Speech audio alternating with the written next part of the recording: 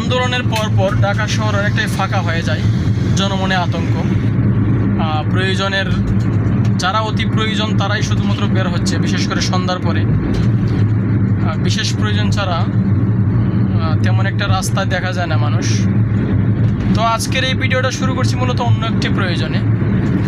যারা ঢাকা শহরে চলাফেরা করেন অবশ্যই ইসিবি চত্বর থেকে কালশি পর্যন্ত যে রাস্তাটা রয়েছে অনেকেই চেনেন, সুন্দর একটি রাস্তা।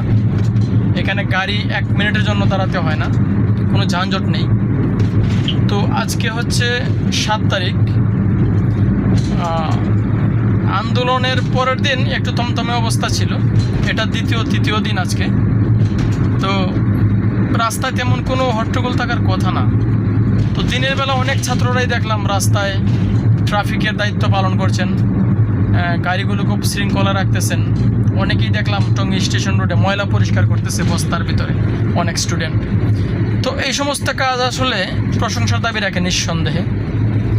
তো যে কথাটা বলতে চাচ্ছিলাম, ইসিবি থেকে কালশি যাওয়ার পথে এই রাস্তায় কিছুক্ষণ আগে দেখলাম কিছু পোলাপান, ওরা আদতই ছাত্র না, একেবারেই অছাত্র, চেহারা দেখলেই বোঝা যায়। রাস্তায় শুধু মানুষের সাথে হট্টগোল করছে, বাইক এবং সিএনজি থামিয়ে তাদেরকে জিজ্ঞেস করছে কোথায় যাবে, কি করবে। রাত 10টা বাজে তখন যদি এরকম একটা পরিবেশ তৈরি করে তারা, জনমনে কিন্তু আতঙ্ক সৃষ্টি হয় যে হয়তো এখনও রাস্তাঘাট তো নিরাপদ না। কিন্তু আমার দৃষ্টিতে আন্দোলন শেষ, এখন আর কোনো ঝামেলা থাকার কথা না। কিন্তু মুক্তিযুদ্ধের সময়ে কিছু দুষ্কৃতিকারী দেশে ছিল যারা শুধুমাত্র লুটপাটের ধান্দায় ছিল। এই 2024 সালেও যারা আন্দোলনে ছিল না মূলত, কিন্তু লুটপাটের বেলায় সবার সামনে ছিল তারা। তো এরকম কিছু দুষ্কৃতিকারী সবসময় ছিল, এখনও আছে। তারাই মূলত রাস্তায় আতঙ্ক সৃষ্টি করতে চায়। তো যারা প্রকৃত স্টুডেন্ট রয়েছেন, আমি আপনাদেরকে রিকোয়েস্ট করব, দিনের বেলা যারা রাস্তায় ছিলেন, রাতের বেলাও 9টা-10টার দিকে রাস্তায় একটু চক্কর দিয়ে দেখবেন রাস্তার কী অবস্থা, সাধারণ মানুষ নিরাপদে ঘরে ফিরতে পারতেছে কিনা। আপনাদের এই সুন্দর আন্দোলনটাকে যেন কোনোভাবেই কিছু অছাত্র, কিছু দুষ্কৃতিকারী প্রশ্নবিদ্ধ না করতে পারে।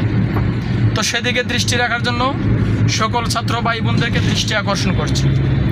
ধন্যবাদ সবাইকে ভিডিওটি দেখার জন্য। ভালো থাকবেন। শুভরাত্রি।